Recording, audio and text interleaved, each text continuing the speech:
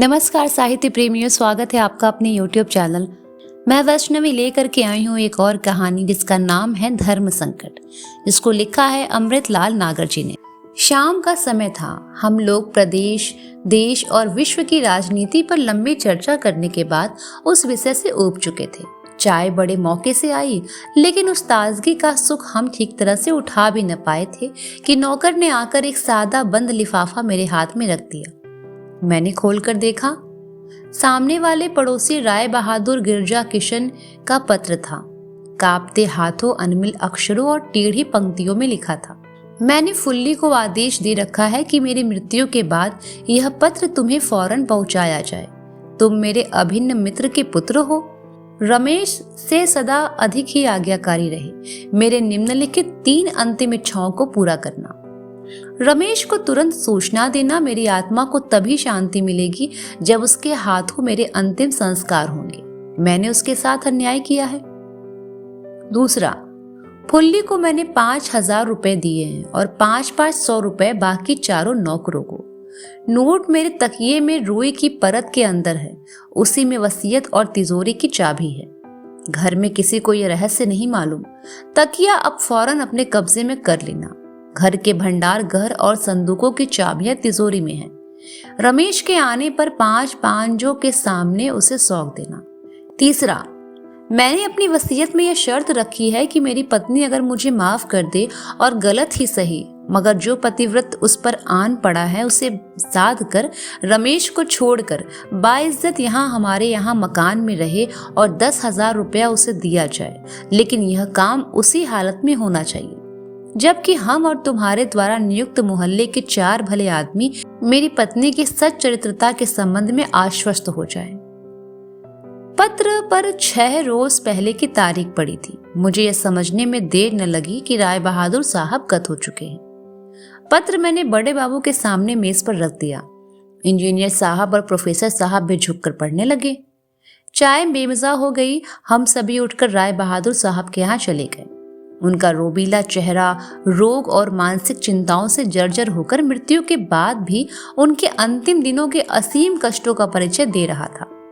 मृत राय बहादुर के चेहरे को देखते हुए उनके साथ बीते इतने वर्षों की स्मृतियां मेरे मन में जाग उठी। राय बहादुर बाबू गिरजा किशन बीए उन हिंदुस्तानियों में से थे जिन्हें तकदीर की चूक के कारण इंग्लैंड में जन्म नहीं मिल पाया था। उनका रंग भी गोरा न था, बल्कि गेहुए से काले की ओर से ही अधिक झुकता हुआ था। फिर भरसक उन्होंने अपने आप को अंग्रेज नुमा ही बनाए रखा। गरीब हिंदुस्तानियों पर अकड़ दिखाने में वे सदा अंग्रेजों से 4 जूते आगे रहे। कई हिंदी वासियों ने उनसे शुद्ध नाम गिरजा कृष्ण रखने को कहा, मगर वे उन्हें मूर्ख बतलाकर गिरिराज ही बने रहे। राय बहादुर गिरिराज किशन के नाम से ही बीए जोड़ना भी नितांत आवश्यक था। सन 23 में राय बहादुर गिरिराज अपनी बिरादरी के राय साहेब दीनानाथ की बदौलत इलाहाबाद में छोटे लाल के दफ्तर में भर्ती हुए थे। अपनी अंग्रेज परस्ती और हाई क्लास खुशामद के दम पर राम बहादुर ऊंची कुर्सियों पर चढ़ बैठे। स्वराज होने पर आंतरिक कष्ट भोगने के बावजूद 3 वर्षों तक स्वराजी अफसरों, नेताओं और मंत्रियों की भी बाअदब खुशामद की। गिरिराज बाबू इन लोगों के सामने जिस प्रकार खुद दुम हिलाते, उसी प्रकार अपने सामने अपने मातहतों की भी हिलवाते थे। आजादी के बाद भी दफ्तर में अपना भला चाहने वाला कोई बाबू उनके आगे हिंदी का एक शब्द नहीं बोल सकता था, और घर के लिए भी यही मशहूर था कि राय बहादुर की भैंस तक अंग्रेजी में ही डकारती। अगर कोई कसर भी थी तो सही कि लेडीज गिरिराज के वास्ते अंग्रेजी का करिया अक्षर भी भैंस के बराबर ही था। राय बहादुर गिरिराज पहली लड़ाई के जमाने में मॉडर्न आदमी थे। सुबह आंख खुलते ही घंटी बजाते, सफेद कोट पतलून और साफे से लैश फुल्ले आया का लड़का घसीटे छोटी हाजिरी लेकर खड़ा होता। ठीक 8 बजे बड़ी हाजिरी पर बैठते।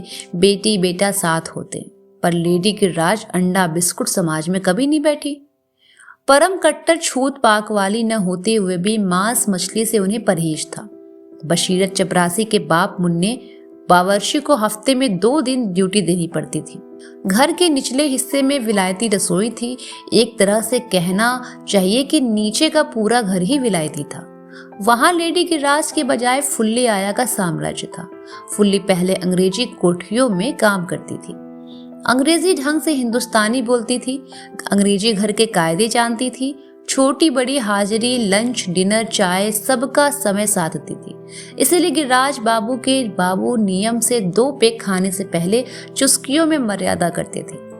फुल्ली उसका इंतजाम भी बखूबी कर देती थी। इसीलिए आमतौर पर मजाक में ही मशहूर हो गया था कि राय बहादुर साहब से कोई काम करवाने के वास्ते बजाय लेडी गिरिराज के लेडी फुल्ली की सिफारिश ज्यादा पुरअसर होती है। वैसे राज बहादुर गिरिराज में किसी ने भी कोई ऐब की बात नहीं देखी सुनी थी। अगर ऐब था यही कि वो मॉडर्न थे, चुरूट मुंह में लगाए बगैर वे बात नहीं करते थे। अगर कोई हिंदी सभा का चंदा मांगने आए तो उससे अकड़ कर कहते कि मॉडर्न जमाने में गवारू भाषाओं का उद्धार करना हिमाकत की बात है। धर्म के संबंध में पहले तो वो ये कहा करते थे कि यह ढोंग और पागलपन की वस्तु है, मगर बाद में उसे इंडियन कल्चर का एक सनातन रूप मानकर सहन कर जाते थे। गिरिराज साहब थोड़ा बहुत लेन देन का काम करते थे और उसकी बदौलत उन्होंने हैसियत भी बनाई। अच्छा मॉडर्न ढंग का मकान बनवाया, उसका नाम दी नाइटिंगेल रखा, मोटर खरीदी, सदा 2-4 नौकर पाले, घर से लेकर दफ्तर तक घड़ी साध कर सबसे ड्यूटी करवाई। पत्नी को भी मिलने के वास्ते फुल्ली के द्वार उनसे अपॉइंटमेंट लेना पड़ता था। लेडी इससे जल भूल गई कि मैं फुल्ली से भी गई बीती हो गई हूँ। लेडी गिरिराज ने अपने फूहड़पन में उनके ऊपर एक बहुत बड़ा लांछन लगा दिया। राय बहादुर साहब सिद्धांततः और स्वभावतः अवैध रिश्तों से नफरत करते थे। इसीलिए अपनी पत्नी के द्वारा झूठा लांछन लगाए जाने के बाद फिर उन्होंने कभी उनका मुख न देखा। बड़ी लड़की के विवाह के अवसर पर उन्होंने कन्यादान इसीलिए स्वयं न किया कि उन्हें पूजा के पटरे पर अपनी पत्नी के साथ बैठना पड़ेगा। इसके बाद 2 वर्ष में लेडी गिरिराज घुल कर मर गई, मगर मरी भी तो नियति के साथ षड्यंत्र करके ठीक इनके रिटायर होने के दिन। राय बहादुर गिरिराज को बहुत शिकायत थी। अपनी बेटी और बेटे से कहा कि तुम्हारी मम्मी को कभी टाइम का सेंस नहीं रहा, अगर मरना ही था तो कल सुबह मरती, परसों सुबह मर सकती थी, आज शाम को दफ्तर में मेरी फेयरवेल पार्टी हो जाने के बाद कभी भी मर जाती। जिंदगी में एड्रेस पाने का यह पहला मौका था, सो इस तरह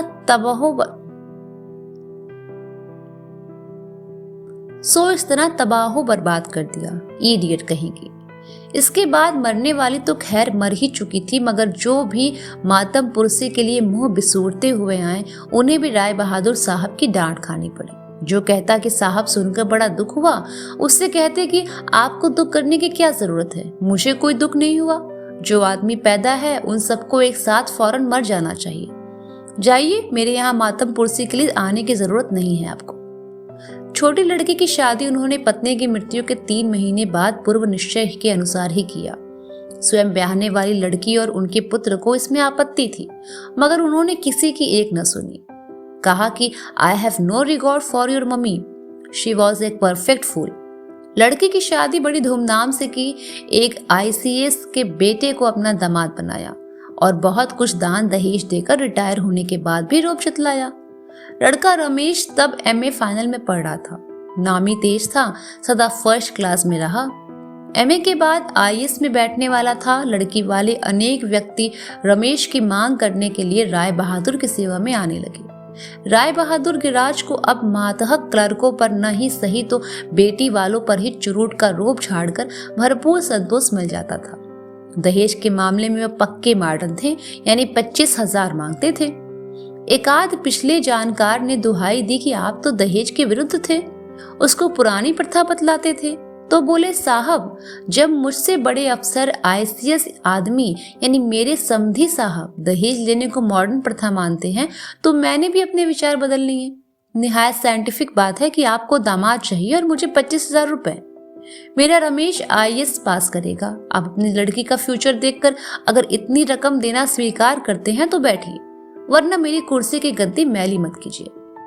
वे ऐसी लड़की चाहते थे जो सुंदर हो, BA हो, गाती नाचती हो, सीना पिरोना बिल्कुल जानती हो, अंग्रेजी में फटाफट बात करे, अक्सर किस्म के मॉडर्न मेहमानों की खातिर करने में तमीजदार हो और ऊपर से उसका बाप नगद 25,000 रुपए भी दे जाए।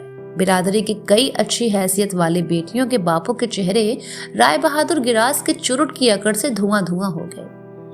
एक दिन इनके द्वारा नौकर रखाए गए पुराने मातहत एक सजातीय बाबू देवी शंकर पधारे गिरिराज की महिमाओं का बखान करते हुए उन्होंने कहा, सर मैं आपकी च्वाइस को जानता हूँ, एक लड़की मेरी नजर में है।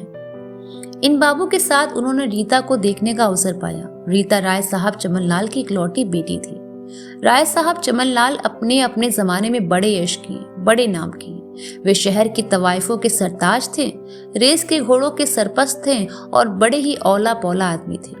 अपने जीवन काल में लाखों कमाए और लाखों फूके। एक लड़की हुई, उसे बड़े लाड़ पाड़ से पाला, पढ़ाया। हाई स्कूल तक रीता ने परीक्षाओं, वाद विवाद और नृत्य प्रतियोगिताओं में अनेक पुरस्कार प्राप्त कर अपने पिता को संतुष्ट किया था। राय साहब विधुर थे। रीता की एक विधवा मौसी उनकी लड़की की देखभाल करने के लिए उनके यहाँ रहती थी, सो अब सब तरफ से उनकी थी। राय साहब ने आंखें मूंद कर अपना घर अपनी रक्षिता साली को सौंप रखा था। बाद में राय साहब चमनलाल की जन्म कुंडली की ग्रह नक्षत्र पड़े, बड़ा घाटा आया, दिवालिया होने की नौबत आ गई। अपनी लड़की के वास्ते कुछ रकम बचाने की नीयत से उन्होंने एक बंगला अपनी साली के नाम से खरीदा और लगभग 1 लाख रुपए देकर नगद और जेवरों के रूप में बचाकर उसी के नाम से जमा करवा दिया। फिर राय साहब दिवालिया हो गए और जिस दिन उन्हें अपनी महलनुमा कोठी सदा के लिए छोड़नी थी, उस दिन उन्होंने गहरे नशे में अपनी कनपट्टी पर रिवाल्वर रखकर अपनी एहलीला समाप्त कर दी। राय साहब की मृत्यु के बाद मौसी सयानी हो गई और रीता हो गई अनाथ। लड़की देखने गए तो उसकी 2 चोटियों में तितलियों जैसे रिबन देखकर राय बहादुर साहब के पेंशन प्राप्त जीवन में नई रस की गुलाबी आई। अनेक वर्षों का सोया हुआ मॉडर्न पत्नी का भाव जाग उठा। लड़की रीता बातचीत में तेज, आंखें नचाने में बाकमल और हंसने में बिजली थी। देखकर लौटे तो रास्ते में देवी शंकर से बोले, लड़की तो अच्छी है और दहेज का भी मुझे कोई खास नहीं, क्योंकि तुम तो जानती हो ना कि मैं इन सब मामलों में बड़ा मॉडर्न हूँ। खाली एक प्रयोजन है कि क्या नाम है, I mean, तुम्हारा क्या ख्याल है देवी शंकर, अभी तो मैं शादी कर ही सकता हूँ। देवी शंकर राय बहादुर को घूरने लगे। मुंह पर खुशामद से हाँ के बजाय ना भला क्यों कहते। मौसी के लिए इससे बढ़कर काई शुभ संवाद न हो सकता था। 18 वर्ष की आयु की रीता 56 वर्षीय राय बहादुर गिरिराज किशन की पत्नी बनी और इसके बाद की तमाम बातें अपने क्रम में बढ़ गई। रीता ने प्रथम दिन से ही अपने पति से कोई संबंध न रखा, हठपूर्वक अपने कमरे के अंदर बंद हो गई। राय बहादुर रुपए, पैसे, गहनों और खुशामदों की बड़ी बड़ी नुमाइशें लगाकर हार गए। फिर एक दिन फुल्ली ने बतलाया कि रमेश और रीता राय बहादुर द्वारा स्थापित संबंध को भूलकर परस्पर नया संबंध स्थापित कर रहे हैं। राय बहादुर आग हो गए। रमेश तब एमए के अंतिम वर्ष में पढ़ रहा था। पिता ने क्रोध में अंध होकर उस पर प्रहार किया और घर से निकाल दिया। रीता तब भी उनकी न हुई। रमेश को 2 महीने बाद ही दिल्ली में नई नौकरी मिल गई। उसके महीने भर बाद ही रीता राय बहादुर के साथ घर से गायब होकर दिल्ली पहुंच गई। जाने से पूर्व वह एक अलबेला काम करके गई थी। मोहल्ले के 50 घरों में हर पते पर उनका लिखा पोस्ट कार्ड उसके गायब होने के दूसरे दिन ही पहली डाक से पहुंचा। उसमें मात्र इतना लिखा था, बाबू गिरिराज कृष्ण ने मुझे जबरदस्ती अपनी पत्नी बनाया था, मगर मैंने उन्हें कभी अपना पति न माना और न ही अपना धर्म ही दिया। विवाह से पहले मुझे बतलाया गया कि मैं उनके पुत्र को ब्याही जाऊंगी। तब से मैंने उनके पुत्र को ही अपना पति माना। इस घर में आकर भी उन्हें ही भगवान के साक्षी में अपने को सौंपा और अब मैं अपने पति के पास जा रही हूँ। रीता के भागने से राय बहादुर बाबू गिरिराज किशन को इतना कष्ट नहीं पहुंचा था जितना कि उसके द्वारा भेजे गए सार्वजनिक पत्र से दुखी हो गए थे। इसके बाद राय बहादुर का जीवन बदल गया। उनमें पूजा पाठ और आस्तिकता की भावना जागी, साथ ही अकेलापन भी हट पकड़ लिया। पिछले 8 वर्षों में वे एक भी दिन अपने घर से बाहर निकलकर नहीं गए। लेन देन का काम करते थे, वह भी धीरे धीरे समाप्त हो गया। मोहल्ले में किसी से भी संपर्क न था। पिछले कुछ दिनों से बीमार थे, मगर मोहल्ले वाले उनकी हालत देखने पूछने भी न गए। जाते तो भी कैसे, मिलते नहीं। अचानक मेरे पास अब यह पत्र आया। हम सभी मोहल्ले वाले एकाएक यह निर्णय न कर पाए कि इस स्थिति में क्या करना चाहिए। वैद्य जी और बड़े बाबू इस पक्ष में थे कि पुलिस को सूचना दे दी जाए और इस पत्र को लिखी हुई सभी बातों को अमल भी कानून के हाथों में ही हो। परंतु मैं तो मृत व्यक्ति की अंतिम इच्छा पूरी करने के पक्ष में था। राय बहादुर कैसे भी रहे हों, इसी मोहल्ले के थे। कईयों को उन्होंने कभी नौकरियां भी दिलाई थी, उपकार किया था। इंजीनियर साहब भी मेरे ही मत के थे। बाद में सभी राजी हो गए। मोहल्ले के एक मित्र के पास रमेश के पत्र का आया करता था। उसी से पता चला तो उनको तार भेजा गया। इसमें यह स्पष्ट लिख दिया था कि यदि कल प्रातः काल तक तुम स्वयं अपना पत्र उत्तर न आया तो राय बहादुर की अंत्येष्टि क्रिया मोहल्ले वाला द्वारा ही पंचनामों में संपन्न कर दी जाएगी। सुबह 4 बजे का तार का जवाब आया कि रमेश टैक्सी द्वारा दिल्ली से चल रहा है, सुबह तक पहुंच जाएगा। प्रातः काल करीब करीब सभी मोहल्ले वाले राय बहादुर के घर उपस्थित थे। तभी टैक्सी दरवाजे पर रुकी। रमेश, रीता और 3 बच्चे उतरे। रमेश के मुंह पर तो सामाजिक लज्जा और संकोच की मलिन छाया थी, परंतु रीता का चेहरा सतेज और निर्विकार था। रीता के आने का संवाद पाकर अनेक स्त्रियां कौतूहलवश आ गईं। रीता ने राय बहादुर की लाश के पास अपनी चूड़ियां तोड़ी और मांग का सिंदूर पोंछा। रमेश ने पिता का अंतिम संस्कार किया। स्त्रियां रीता से तरह तरह के प्रश्न करती थी, परंतु वह कोई उत्तर न देती थी। क्रियाकर्म इत्यादि में राय बहादुर के सजातीय नाते रिश्तेदार आदि बहुत कम आए। ब्रह्मभोज में गरीबी से एकदम टूटे हुए ब्राह्मण ही आए।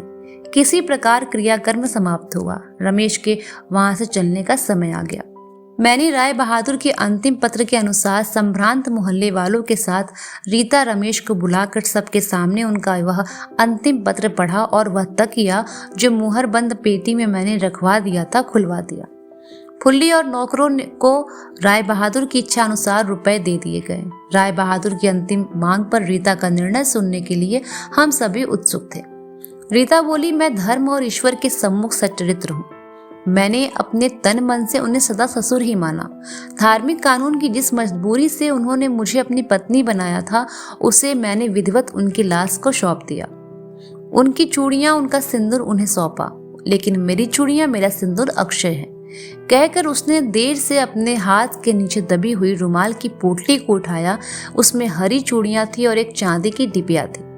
चूड़ियां पहनी और डिबिया खोलकर रमेश की ओर रखते हुए बोली, जिन्होंने मेरी गोद भरी है उन्होंने मेरी मांग भी भरी है, लीजिए मेरी मांग भर दीजिए। रमेश ने रीता की मांग में सिंदूर की रेखा खींच दी। फिर रीता बोली, घर के संबंध में मुझे केवल यही कहना है कि अगर आप 5 पंच मुझे दुष्चरित्र मानते हो तो उसे धर्मशाला बना दीजिए। हम में से कोई खम ठोक कर यह एकाएक यह नहीं कह पाया कि रीता दुष्चरित्र है। मैंने अनुभव किया कि सभी के मनों को इस प्रश्न से धक्का लगा था। अपने परंपरागत धार्मिक सामाजिक संस्कारों के कारण हम रीता को सच्चरित्रा मानने से भी मन ही मन हिचकते थे, पर यूं क्या कहें। रीता हमारी हिचक पर एक बार कहकर उठ गई। उसने कहा, मुझे राय बहादुर साहब का घर और 10,000 रुपए पाने की इच्छा नहीं। मेरे पति ने मुझे सुहाग की छाव दे रखी है, लेकिन मैं अपने आपके सामने कसौटी रखती हूँ। बोलिए कि घर किसका है। घर को छोड़कर बाकी सब सामान के साथ रमेश, रीता और उनके बच्चे दिल्ली चले गए। हम सभी अभी तक कोई निर्णय नहीं कर पाए। घर की चाबी मेरे पास है। वह तोले 1.5 का लोहे का टुकड़ा इस समय मेरे मन प्राणों का बोझ बना हुआ है। धन्यवाद।